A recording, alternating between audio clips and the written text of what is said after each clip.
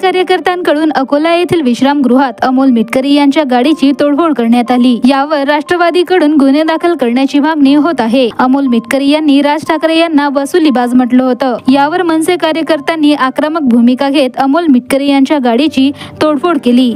यावर मनसेचे महाराष्ट्र राज्याचे सरचिटणीस यांनी आणखी आक्रमक भूमिका घेत म्हटले आहे की वारंवार एखादा सुपारीबाज माणूस राज ठाकरे यांच्यावर बोलणार तर आज न उद्या मनसे सैनिक सुपारी फोडणारच होते। त्यांनी त्यांची औकात ओळखून बोलावं हे फक्त संकेत आहे। आता फक्त गाडी फुटलेली आहे। महाराष्ट्रभर मनसे सैनिकांचा जाळा पसरलेला आहे। त्यामुळे अमोल मिटकरी यांनी बेताल वक्तव्य करू नये म्हणजे झालं।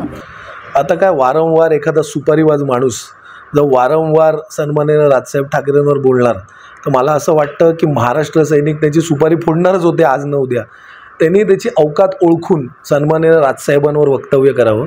मला असं वाटतं हे त्याच्यासाठी संकेत आहे, त्याला इशारा आहे। आत्ता फक्त गाडी फुटलेली आहे। महाराष्ट्रभर महाराष्ट्र सैनिकांचा जो काय जाळा आहे तो पसरलेला आहे। सन्माननीय राजसाहेब ठाकरेंना मानणारा हा मोठा वर्ग महाराष्ट्रात आहे।